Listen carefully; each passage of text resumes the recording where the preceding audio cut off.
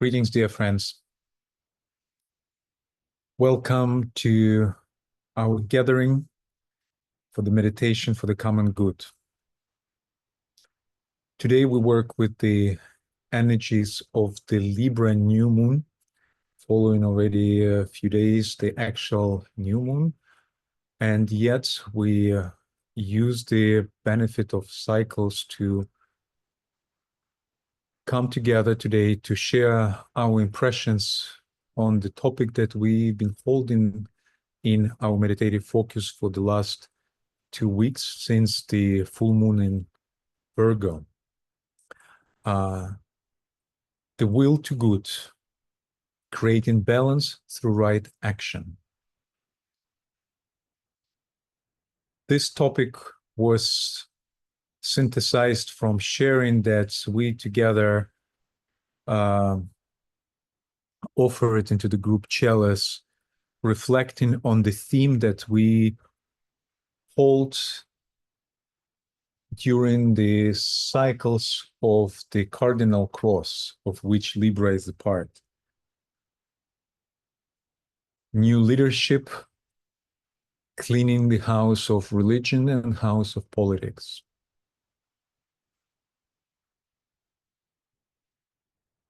Thank you for joining us today. We, as always, will start with sounding the purpose and alignment, that we start with the naming circle in which Birgit will lead us today. And so over to you, Birgit.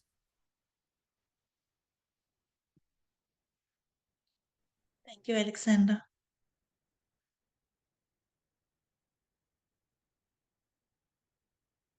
Start with our purpose. Our purpose is to magnetize the ideas of common good, freedom, and brotherhood as the highest values of humanity at this time.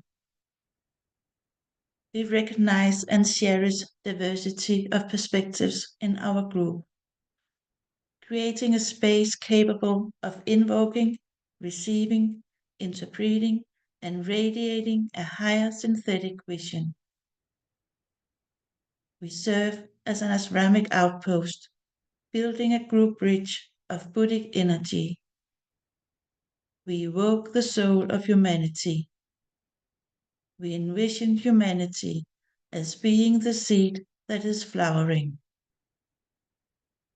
We prepare the way for the reappearance of the coming one.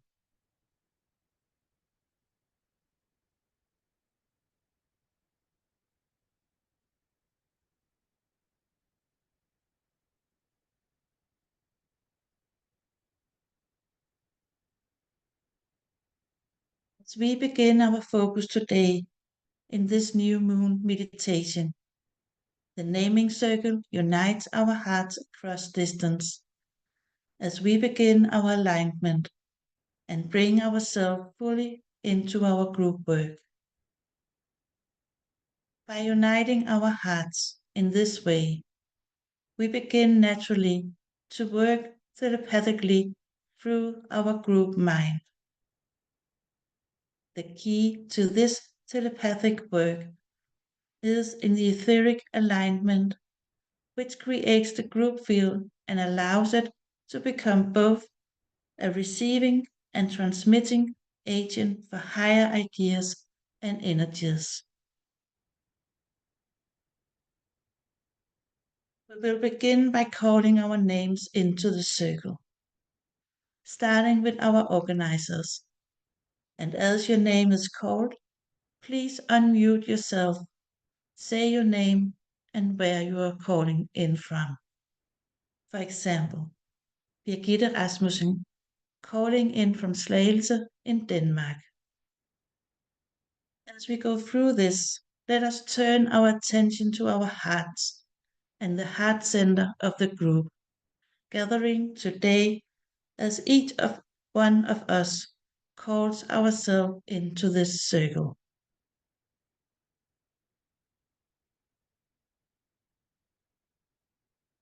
Alexander. My name is Alexander Ilchuk, and I'm calling in from Brooklyn, New York, in the United States. Welcome. Jillian. Hello, I'm Julian Douglas from Norfolk. Welcome, Jillian. Annette.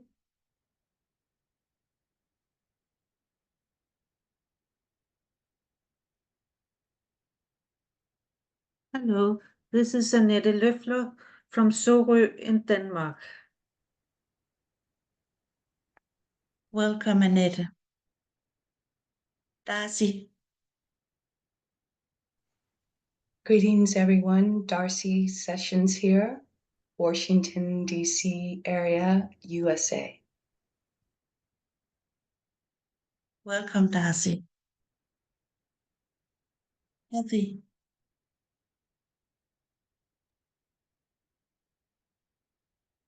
Good morning. I am Marty Lanier, calling from the Dallas-Fort Worth area, Texas, USA. Welcome, Martha. Greetings, everyone. My name is Martha Gallahue, and I'm calling in from Victoria, British Columbia, in Canada. Welcome, Martha. Hetty. Good morning. I'm Kathy Heller calling in from Pahoa, Hawaii, USA. Welcome, Kathy. Lynn. Hello, this is Lynn Green. I'm calling from Columbus, Ohio, USA. Welcome, Lynn.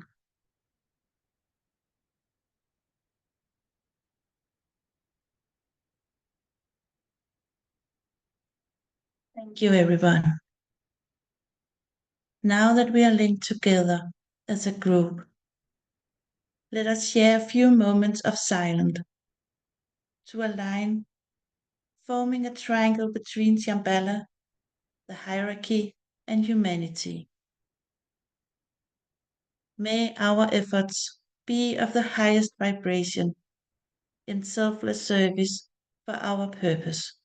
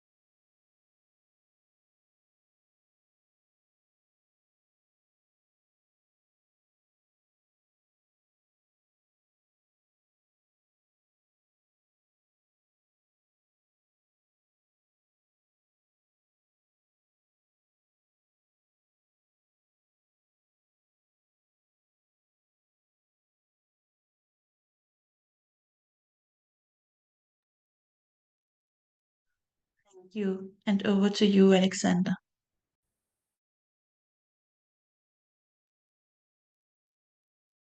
Thank you, Birgit, and thank you, friends.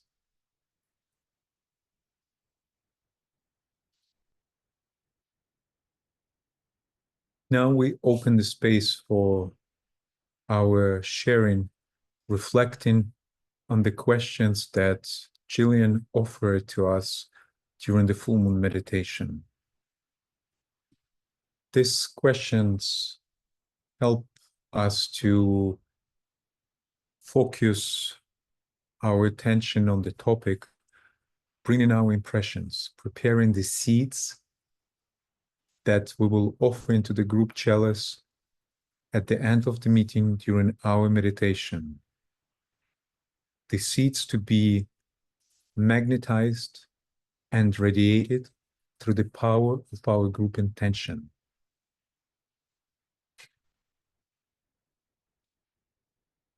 As we prepare to start sharing, I invite us to look at the community impressions board.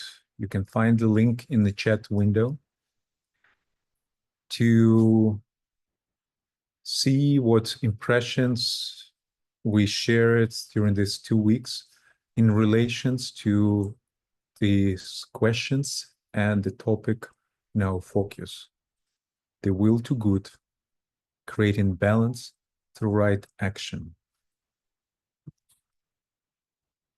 So let us allow a couple minutes to just look through the responses that were shared, preparing us to open our sharing and conversation in the circle.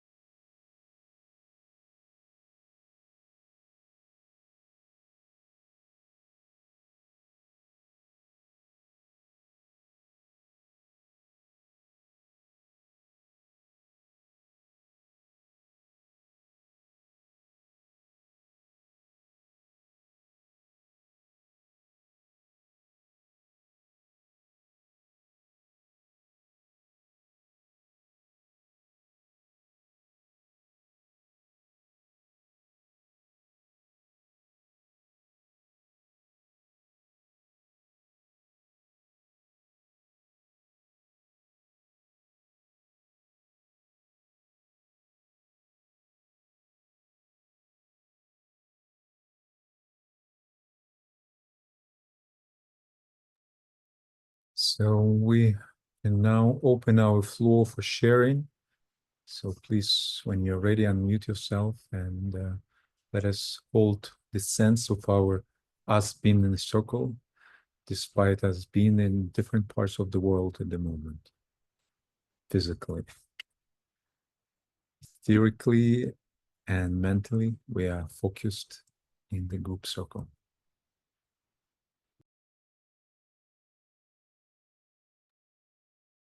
This is Kathy in Hawaii, and I believe that the obstacle, the hindering of progress is really the depths of traumatic wounding that is held by and that is holding so many people, like the majority of people.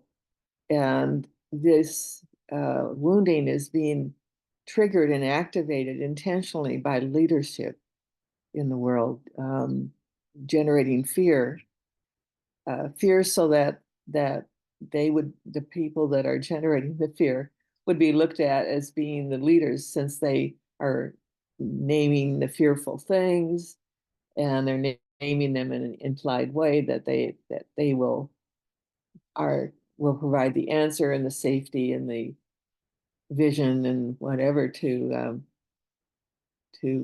lessen those fears, which in fact is the opposite of what they're doing.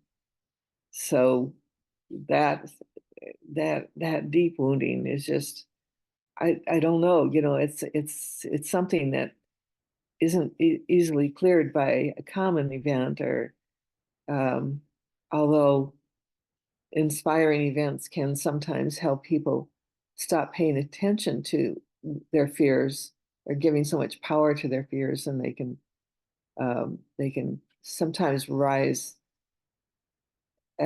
from that fearful base to a sense of free will, of sovereignty, of maybe even the hint of their immortal selves. But it's just really, really the morphogenic field of the collective consciousness is just still really addicted to that, even in entertainment. So many movies, and as opposed to writing something creative, they just play on superstitious fears, and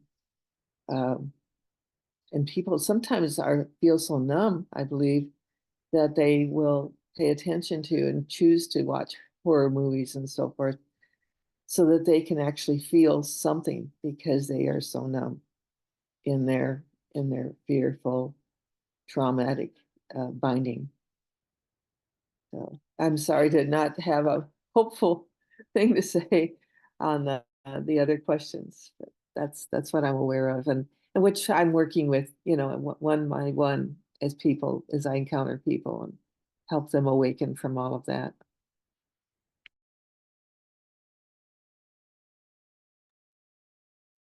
I would be happy to comment.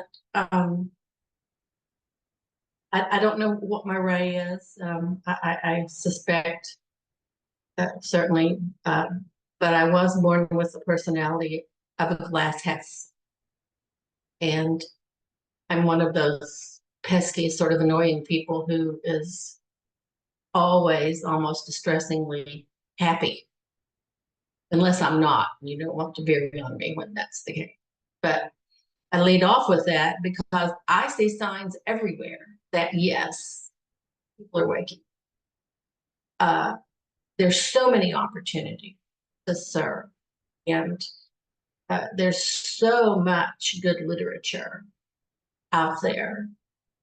And if we look for them, we can see them, and we can amplify those thoughts that they're putting out there. And that is sort of my mission in today's world, to grab on to those opportunities and to amplify. Thank you.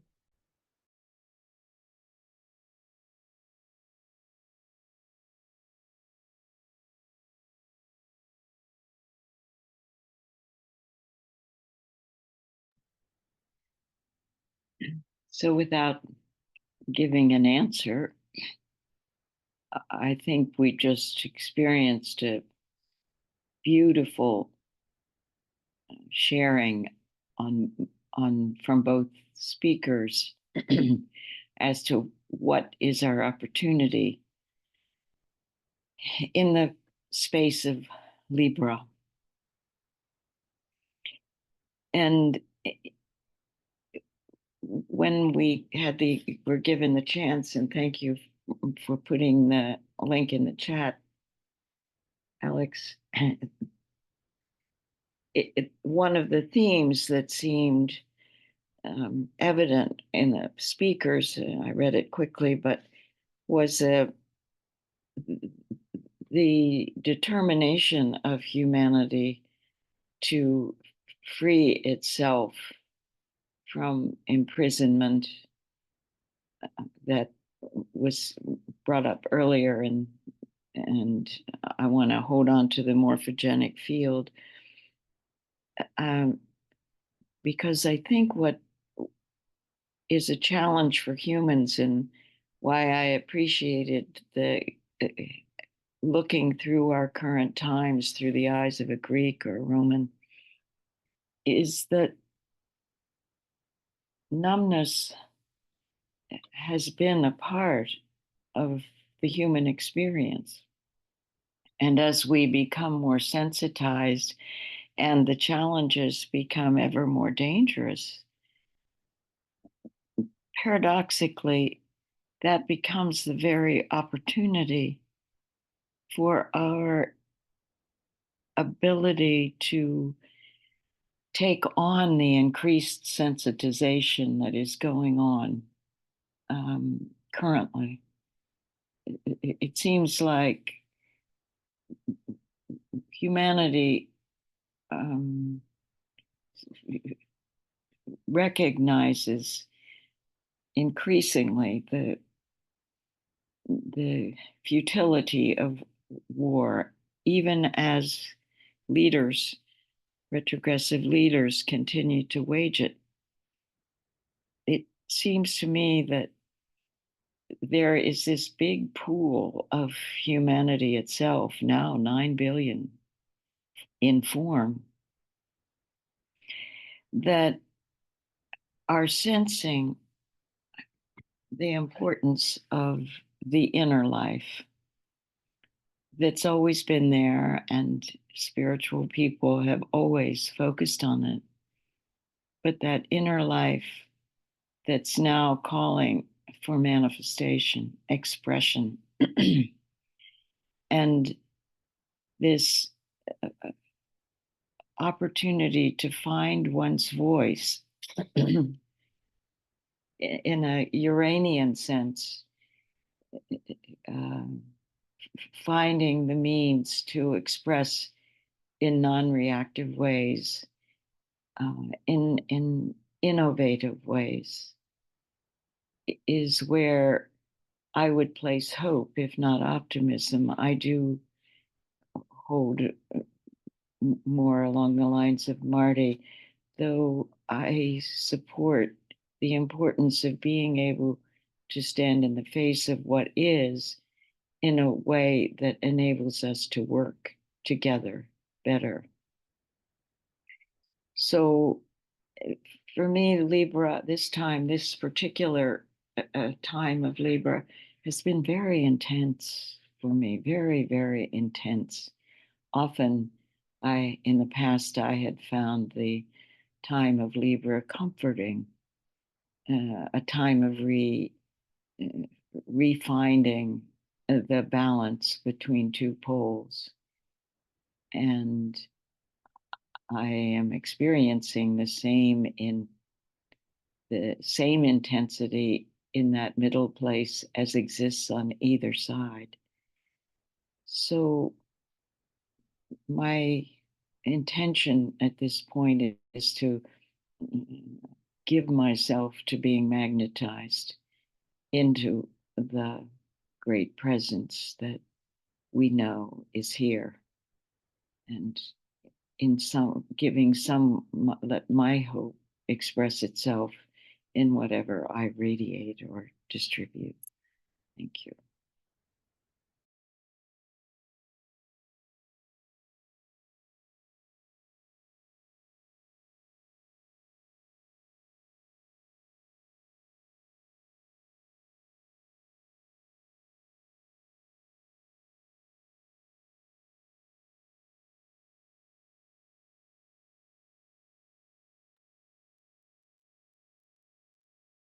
In this current cycle, the topic of how speak in a plain and a clear manner, communicating the essence of the most important ideas, esoteric ideas. This question became very vibrant for me. It's always been for me as a challenge. How do I speak to my friends who are outside of esoteric teachings? How to explain them what I'm doing, what is my work, or what are my ideas? And it's always been a big focus for me. And a couple of weeks ago, a friend of mine in a group in WhatsApp, we have a group among the friends, non-esoteric friends, also asks like, I don't know what he was triggered by. Definitely, there are many things to be triggered that can trigger us into that question. He asked, like, can anyone explain to me what's happening in the world? What's happening with this humanity? And I got somehow inspired, and I tried to answer that question from esoteric perspective, but speaking in a plain manner, in a non-esoteric language. And it's turned to be quite a fun activity for me to write that. Later, I shared the same answer with another friend, and he asked me to forward it to him. And I think that's one of our biggest tasks, and it's one of the hindrances of thinking about the second question, that we cannot, we don't have the skill to speak full-heartedly and openly about esoteric truths in a simple language, translating the ideas that we know from the books that's been written 100 years ago into language of today. And I recognize that one of the main ideas that needs to be communicated now in the most clear, straightforward way is the idea of the new group of world servers. Because we are now in a time when the new group of world servers really becoming a reality, and we need to articulate it.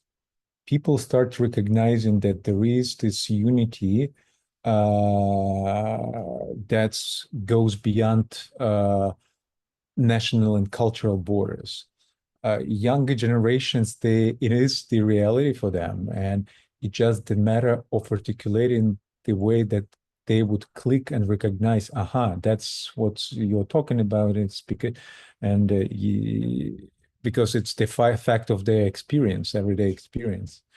And so how we talk about that, and the next step after that would be is that it's actually not just a phenomena of this time, it's a responsibility that those who recognize themselves as being part of this supranational identity, they have a work to do, so to speak. And so, and that's especially important for us, for esotericists who actually have the privilege to know about the existence of the new group of world servers. It is our work to, first of all, to magnetize this idea, pretty much what we do through the meditation of the common good every time, meditating to magnetize certain thought forms, to radiate them into the world. So the thought form of the new group of world servers is, I recognize, as one of the most important now.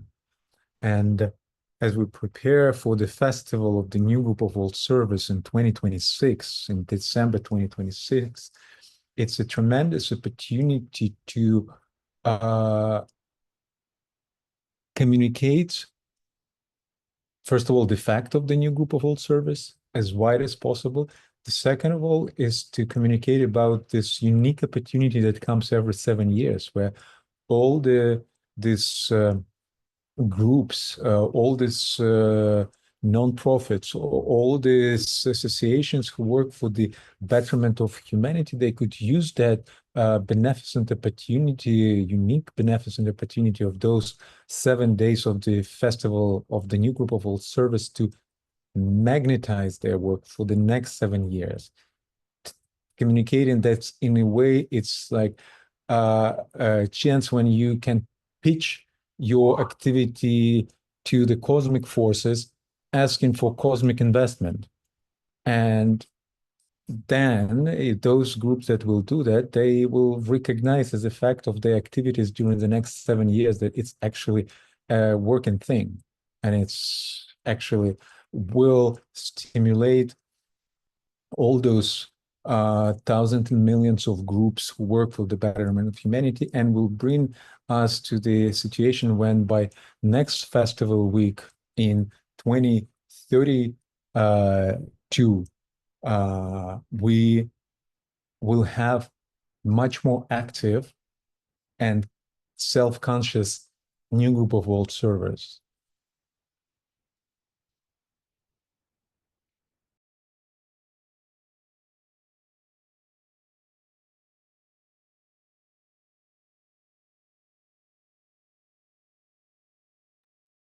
Alexander, you got right to the heart of the purpose of your slide right here, the will to good, creating balance through right action. You rather summarized every comment that had already been said today into action items. Thank you. I would like to comment about number 3. Are there signs that the wars and pestilence in the world today are leading toward equilibrium? And I have a question to pose. And it's about the storms that have overtaken 6 states, the citizens of 6 states in the United States on our eastern seaboard, and that the mass devastation that's taking place there. And it's been suggested in another group that we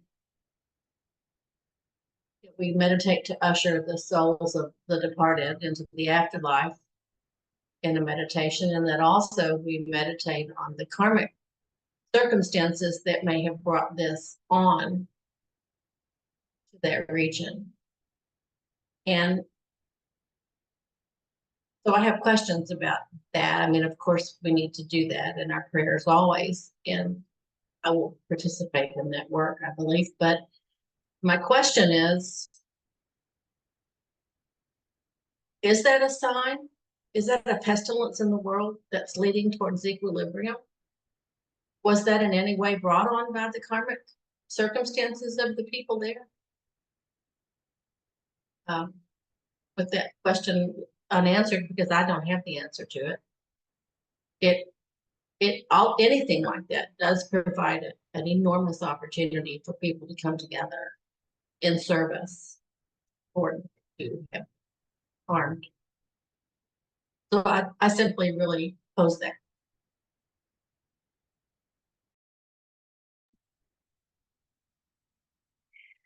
So last night, we were watching an autobiographical documentary of a great American Holocaust survivor, Rabbi Joshua Heschel. And he had a saying from his experience: some are guilty and we're all responsible. And his way of living what he believed was to unify with those whom his particular group might have overlooked. So once he came to the United States, he became very active in the nonviolent demonstration sponsored by Martin Luther King, and challenged his own group to look beyond their experience, but to make use of the experience in order to bring about a greater unity than his own group would have ordinarily thought about. And so he was very controversial in his day. Now, he died, I believe, in the early 90s. So 25, 30 years later, he is held up as a great figure. So sometimes I find when I don't really know some of the questions I ask, I remember the answers express themselves differently in the different planes in which we're living. We're both living in chronological time, and we're also living in space-time. So probably the only question that we can really answer is, am I guilty? And if I'm not guilty, what is my responsibility when these things occur? That it doesn't help me particularly when I ask a question to seek an answer on the same level on which I've asked it. So as you pointed out, Marty, I don't know the answers, but when I ask the question, I do need to find a way to find that balance between being overwhelmed or being reactive. And the one thing that we know on a very microcosmic level, and it goes back to what Alex said, is this relationship that we have with one another is kind of where the rubber meets the road in terms of making a difference. So, I guess we ask ourselves, what is the most compassionate way of looking at this? And can we hold up the amazing resilience that's being demonstrated in the course of all of this?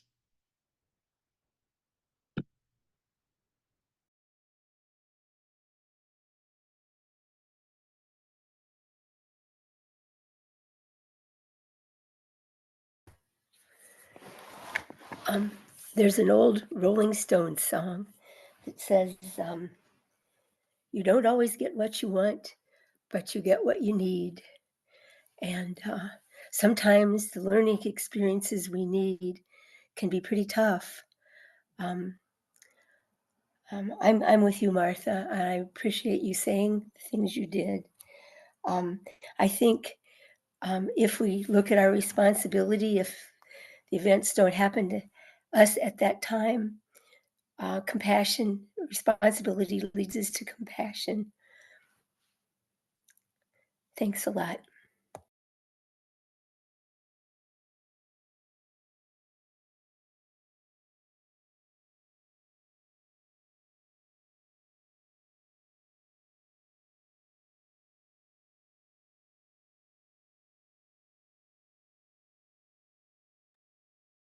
Indeed, it's very powerful phrase that this quote that you shared, Marta, that some are guilty, but all are responsible. Is that correct wording?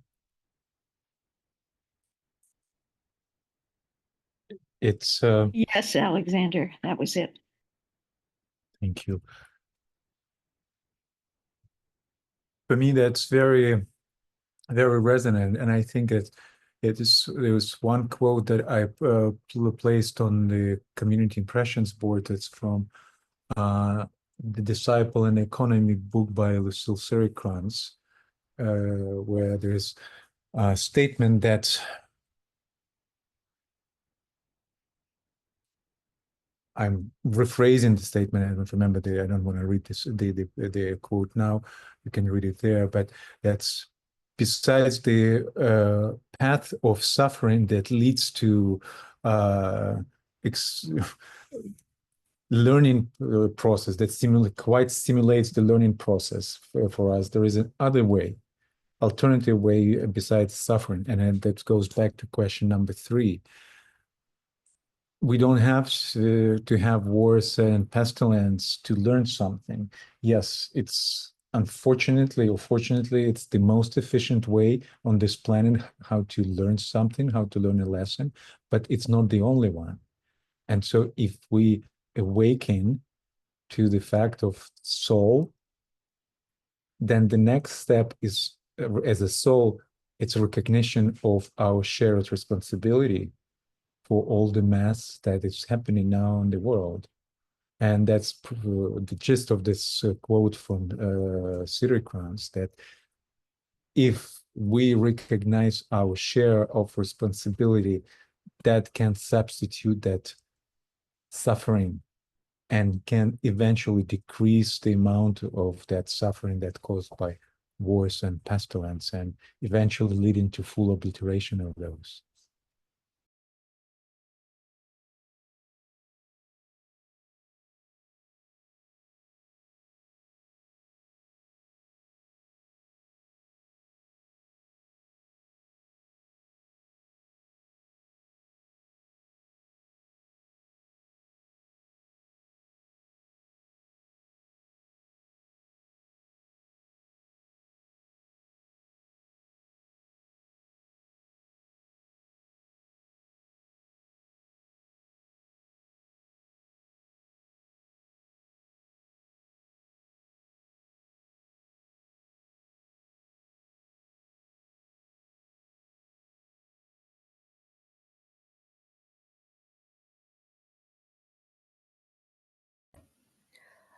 Thanks everyone for all these lovely comments, and there's certainly a lot of thoughts regarding them. And I'll just say one or two things about what I've come up with. I think we are drawing nearer to the status of sacredness because with all that's happening in the world today, people are being forced to take more notice of what's going on. And a lot more people appear to be more vociferous in supporting the crushing of injustice. There are loads of people working to improve nature because we're rather ransacking the earth, and to stick up for dogs and other animals that are ill-treated, and for sticking up for people who are needy and they've been left to their own devices. But more and more people are gradually taking notice of the things and bringing things into the light.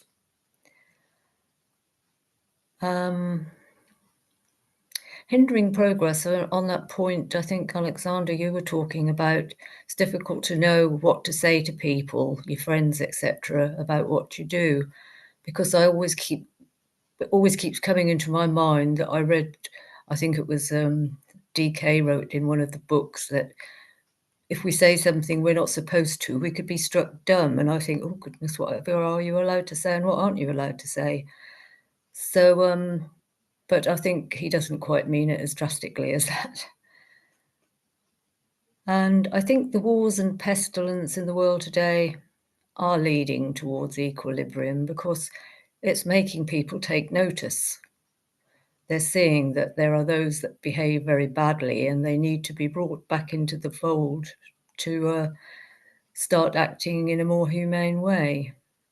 And the pestilence, well, you get the various reactions about what might have caused them, but the first COVID event was blamed on an animal market, I believe, in China. So I think people are being led to sort of see that whatever happens, we're actually bringing it on ourselves.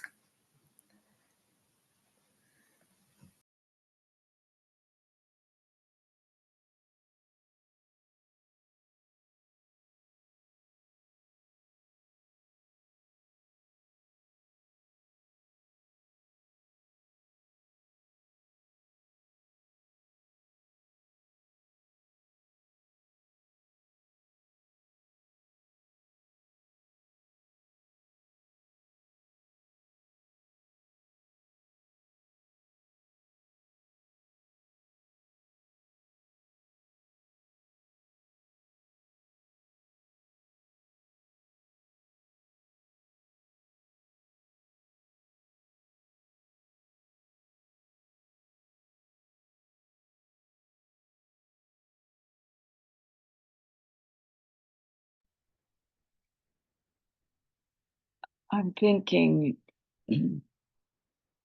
it's a good thing to be reminded about the development of what is considered ethical, because we have so often identified in personal goodness. And when I think about what was just said, it again reminds me that the ethic that we're having to take responsibility for is the ethic of unintended consequences. And we are learning a new, we're grasping a framework of reference for something that ethicists talk about, but this kind of ethic is entering the marketplace, where we're recognizing when we do things and create destructive consequences, we actually develop a power. It's a new power of understanding. And it also helps us distinguish between what we are responsible for and what we are not yet responsible for. So when we talk about things, moving in a progressive way, one of the things that comes to mind for me is the rendering of the veil, the tearing away of the veil of ignorance. And I see so much more. There's something that goes along when we grasp that we're ignorant of something and we develop it, we're on our way to better solutions. So while we are a microcosm of the whole, that all of humanity is a microcosm of the whole, we still get a sense of, I guess, liberation in terms of maybe not achieving the goal, but recognizing there's so much more we're capable of than we've ever thought about. And eventually, our leaders will hear from us as we find that collective voice on behalf of the common good.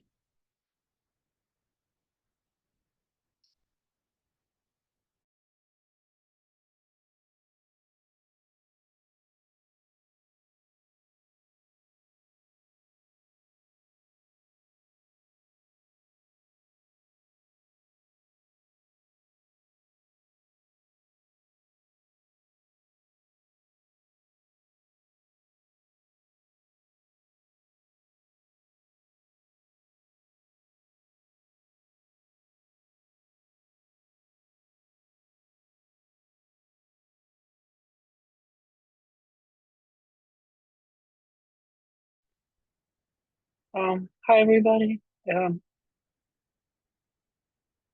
When I was like pondering this whole subject of responsibility and this recognition, I would say growing recognition of people being responsible for their own well-being, and then for the well-being of those who are connected with them. I guess really, I think it's important to recognize and respect other people's choices. I don't think they were there yet. Like distinguishing the dharma, and karmic issues as well. It requires a lot of, I would say, spiritual capacity to do that. And I see it building up in people, and myself and the group. And so I think we are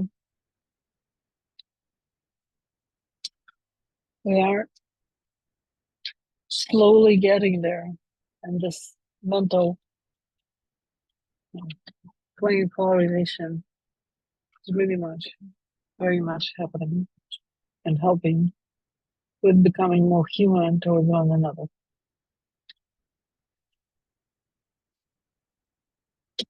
Over.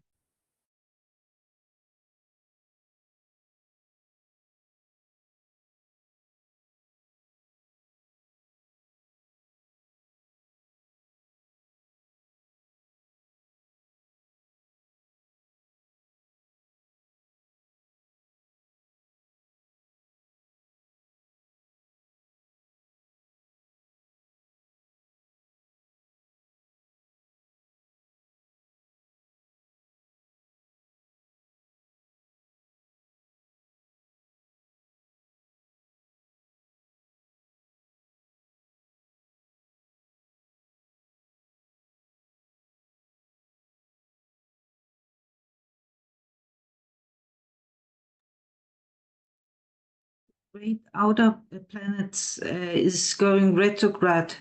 So I'm thinking Pluto is going retrograde from Aquarius to Capricorn.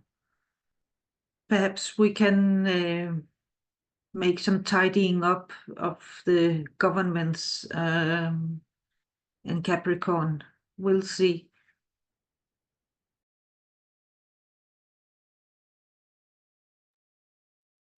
Now, I was listening to one of the astrologers who said that on the one hand, there's a very good opportunity to look in the past, and even better opportunity not to dwell on it and look forward to see the seeds and or the offsprings of the new coming in. And I really liked that.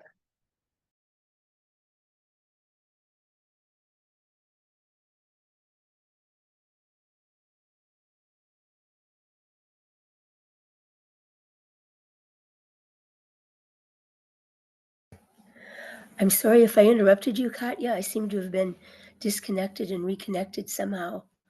If I came in the middle of what you were saying, I apologize.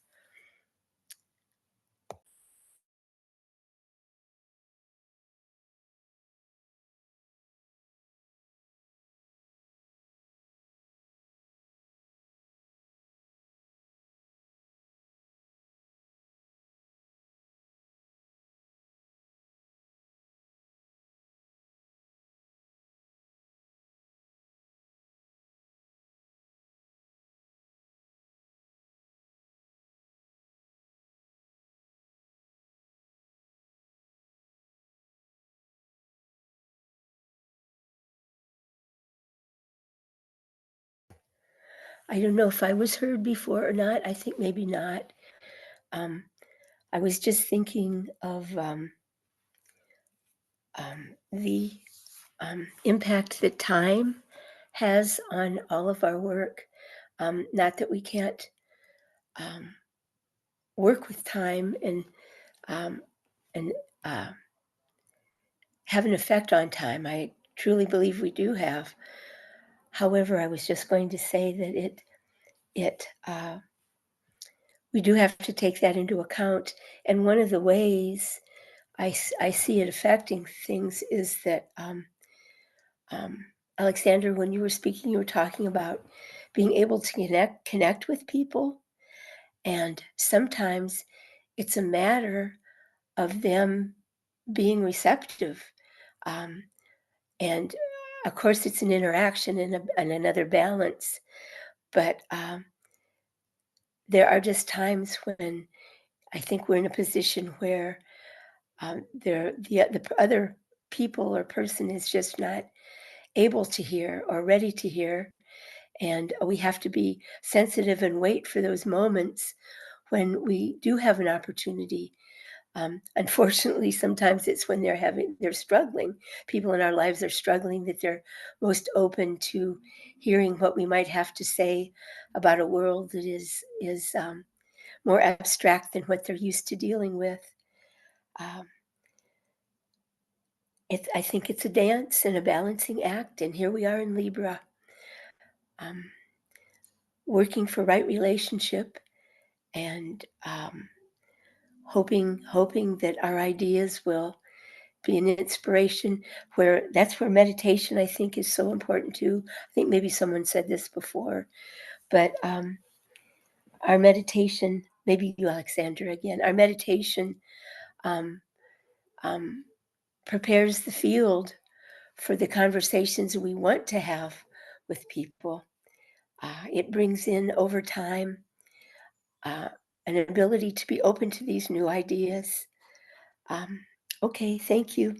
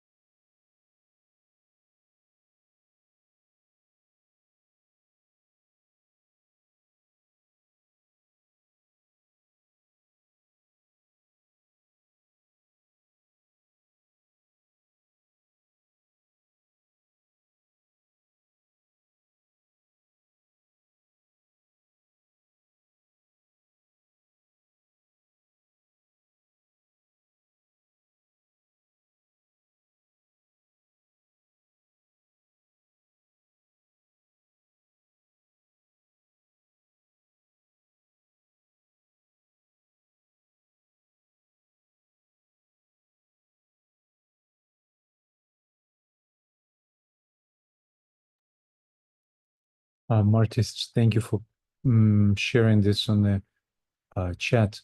Maybe you could give a voice to this quote. I think it's a very important quote.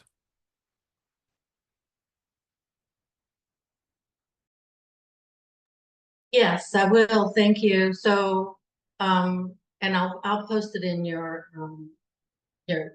compilation as well. I'm just finishing up Nature of the Soul last night. There was such a focus on action, such a focus on group action, on getting out of yourself and into the group and out of the persona and into the group energy to manifest the changes that are needed. And he said, in closing that chapter, chapter 40 of the Nature of the Soul, that two conditions in group life block the descent of the Holy Spirit into the group instrumentality. One, the will is weak and impotent. He said more things about it, and two, the etheric instrument is not raised to a high enough frequency to conduct the spirit through into outer manifestation. And so this, I think this speaks to the question for the meditation number 2, what is hindering with all of the organizations and all of will and everything that's out there, what's hindering it? And what's hindering it is that we just aren't quite strong enough, I think. So stay here long enough to get strong. That's what we have to do, keep persisting until you're strong. But he further said, almost in closing, he said, if the personal will is not adequate to the task, invoke the divine will of the Christ to appropriate personal will. So,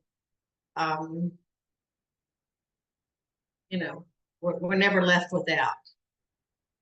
In the Bible, it says, I will not, paraphrasing, challenge you beyond what you're able. We're able to do this. Yes, we can do this. We just have to have the faith. We have to keep persisting, and we have to keep calling upon the divine will of the Christ. We do that every time we recite the great invocation.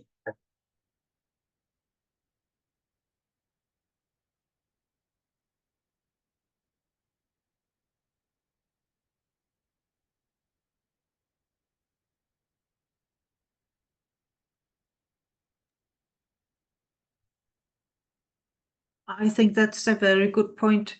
It is the etheric body is weak in humanity because we are between two phases, and we are approaching a new phase, and I think that's a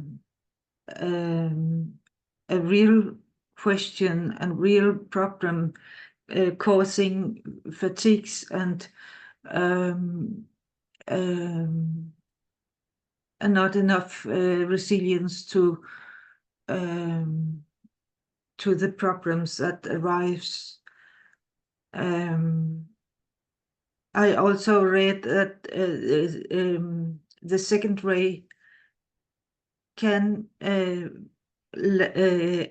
a lack of energy. So the etheric body is very much in need of the rays of the sun and the violet energy from the seventh ray. Can you go open the gate? Pardon?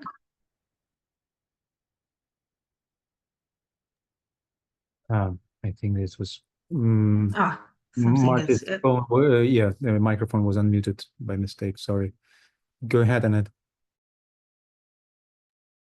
No, that was actually that the violet energy from the seventh ray that is coming in. I think we are in great need of that to restore humanity's etheric body and raise the energy level. Thank you.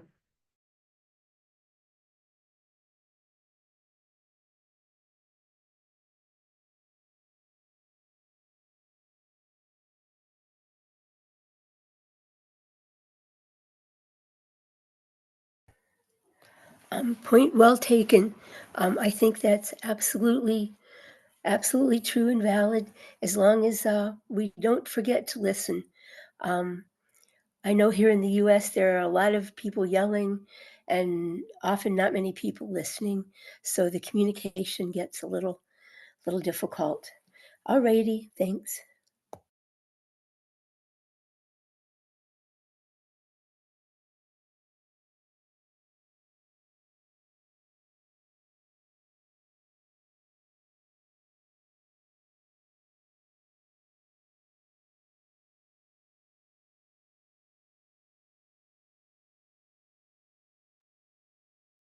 Are there any further thoughts that anyone would like to share before we go to meditation?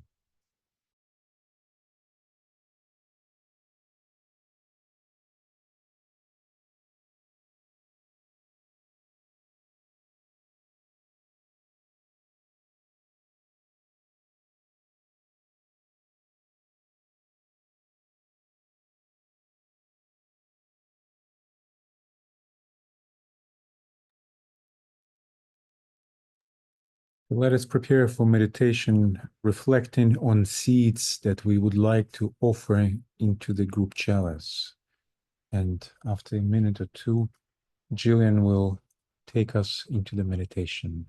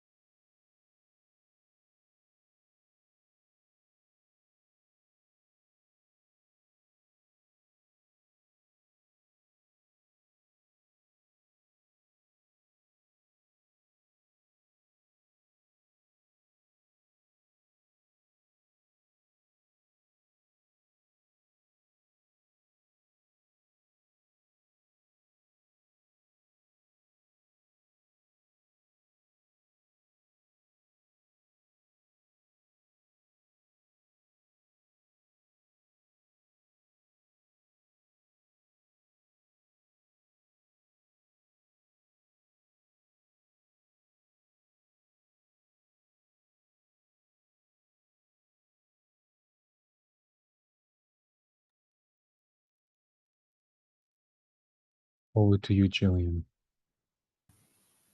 Thank you. Let us move into silence. Become aware of the stillness within. Align with your heart, ajna, and soul. And from your soul, link with the group heart, the group mind, and the group soul.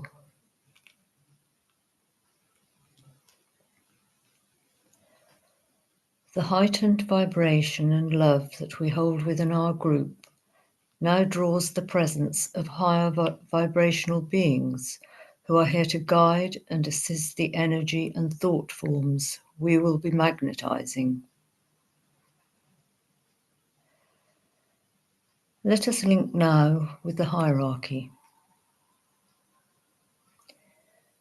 connecting with them through our group Antakarana, thus linking the heavens and the earth, the inner world of meaning and the subtle world of glamour.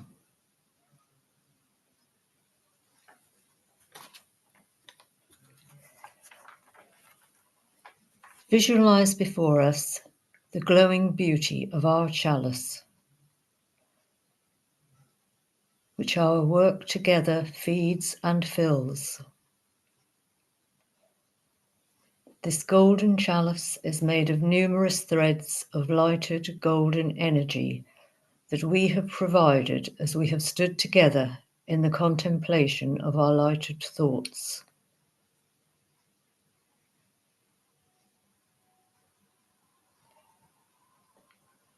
And as we place our focus together here, we are energized by the energies of Libra. We know that everything has its purpose and that nothing is permanent, always in a flux of continuous glowing change, morphing from the inflow and the outflow of the energies which surround us at this time.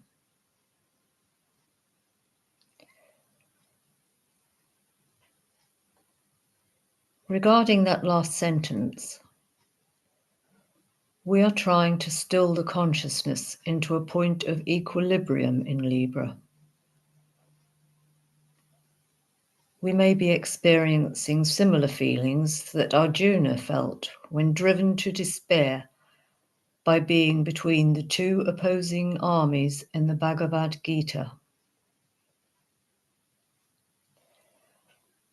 Serenity would be of great assistance to us at this time.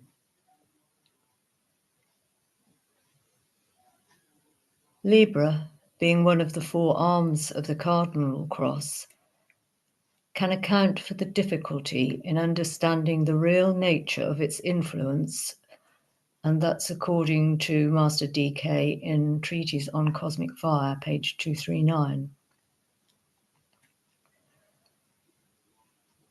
At one point in history, Libra and Gemini were not included in the signs of the zodiac. They are the two strictly human signs of the ordinary man. Libra ruling man's subjective and spiritual life. They are concerned with human attainment and achieving the point of balance before the other attainments become possible.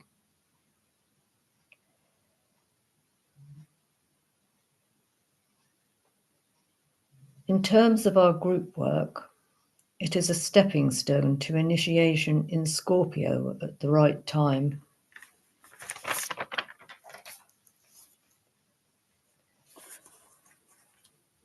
So let us now reconnect with our topic, the will to good, creating balance through right action. Take a few moments in silence to reflect on all that has been said, as well as our responses. We ask the hierarchy to guide and inspire us as we allow our thoughts to crystallize, grasping the essence of the purpose of our work throughout this cycle.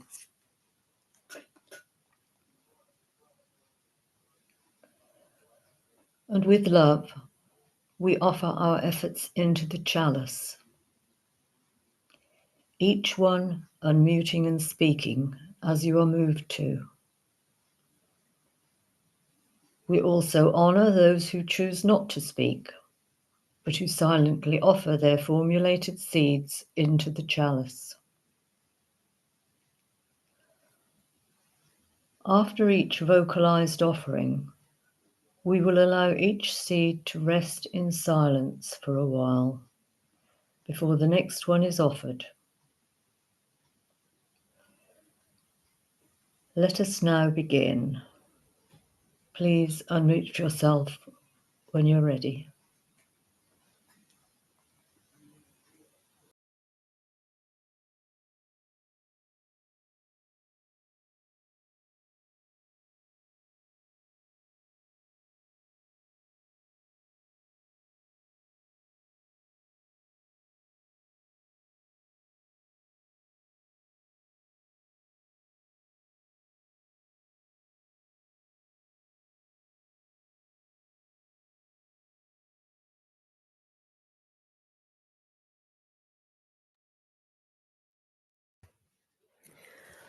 There is one word that comes to me frequently lately, and that word is radiate.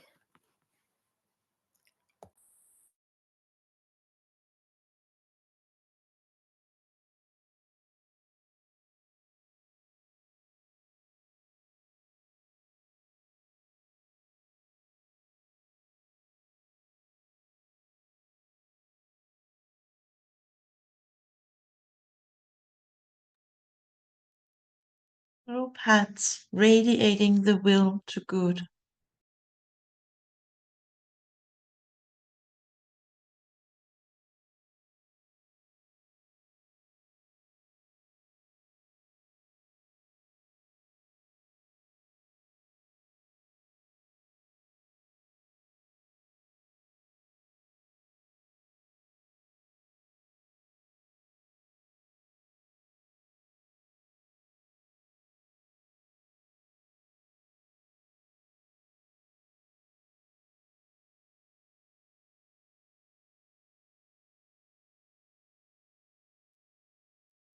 Will in service to love wisdom.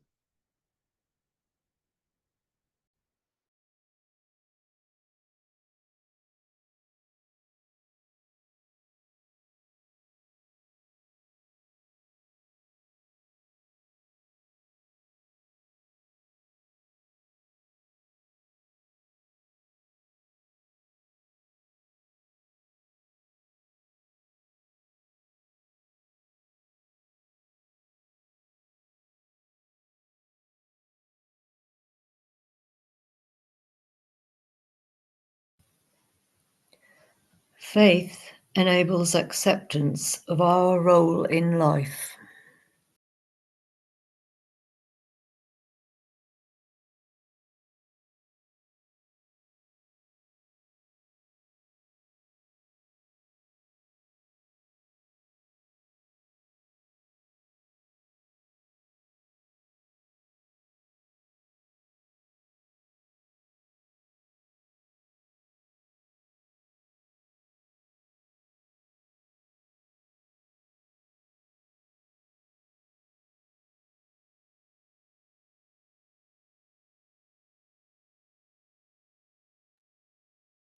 Mental polarization with love and wisdom.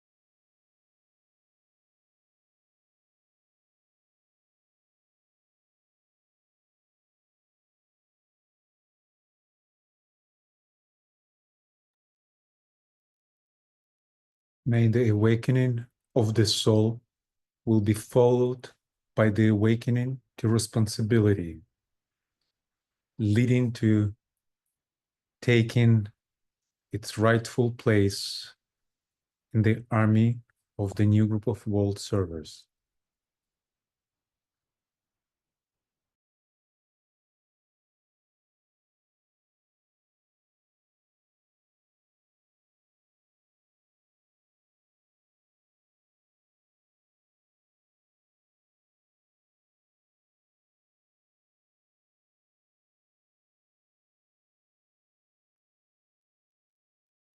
May the Spirit of the Christ strengthen our group will and resolve to manifest common good action in harmlessness.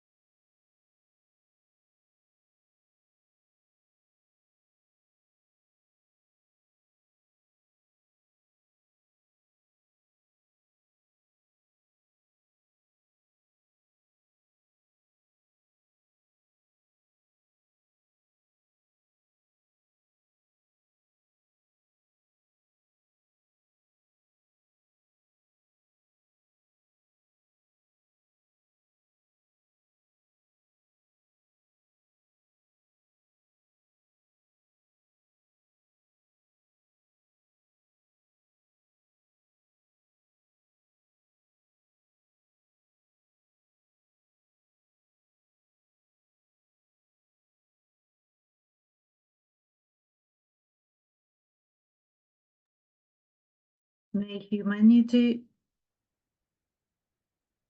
choose to turn on the will.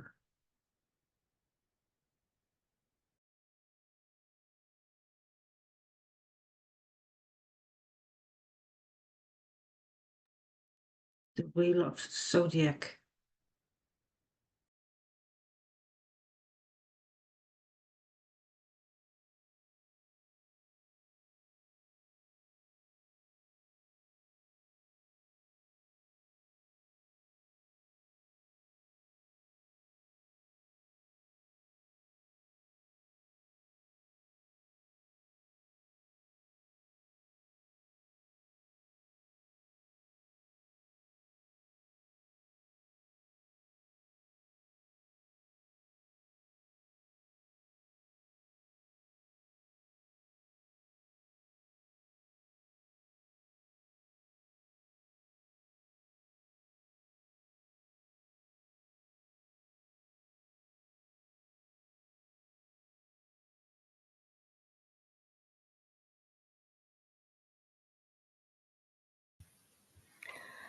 Would anyone who hasn't spoken like to say anything before we carry on?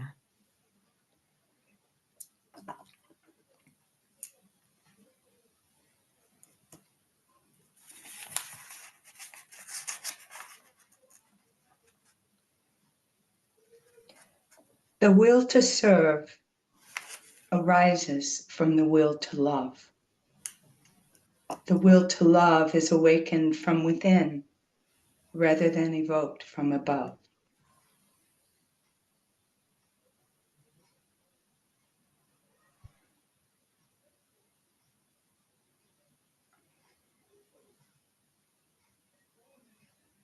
Right. Anybody else before I continue?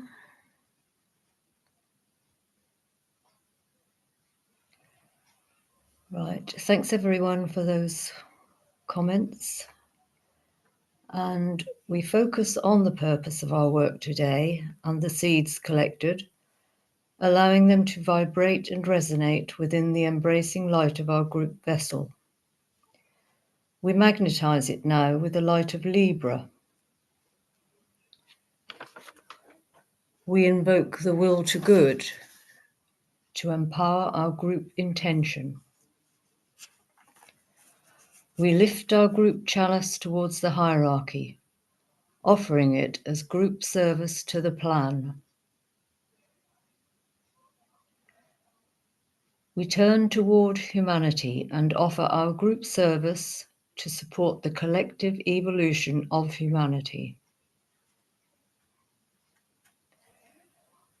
Let us now close our work as we identify with the soul in all and apply our efforts to be in accordance with the divine will.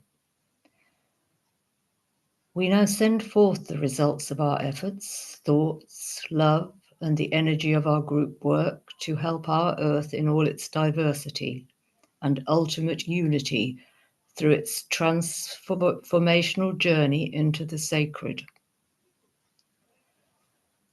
We do this through focused direction of energy from our group Ajna, sending the light out to higher beings, to other spiritual groups, to the soul of humanity, and to all sentient beings as we assist the forces of light.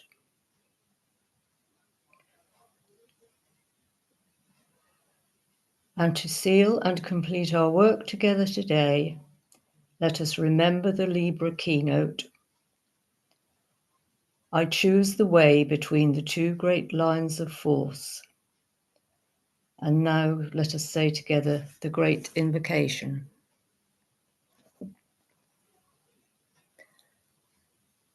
From the point of light within the mind of God, let light stream forth into the minds of men.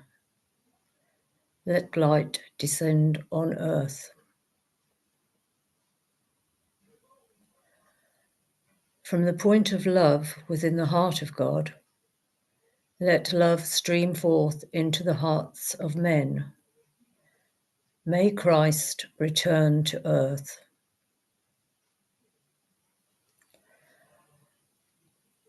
From the center where the will of God is known, let purpose guide the little wills of men, the purpose which the masters know and serve.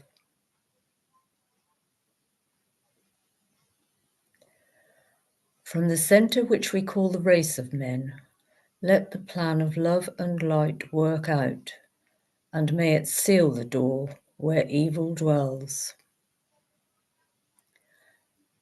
Let light and love and power restore the plan on earth.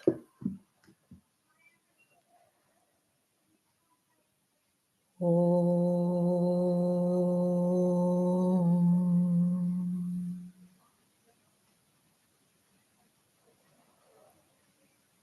Om. Om.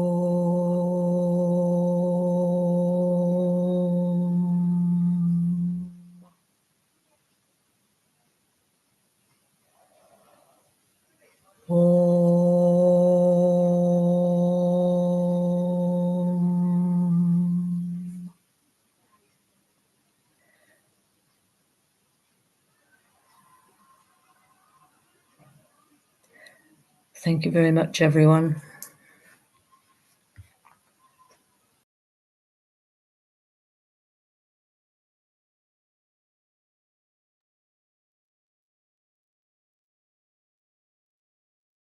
Thank you, Jillian and Alexander, for your leadership.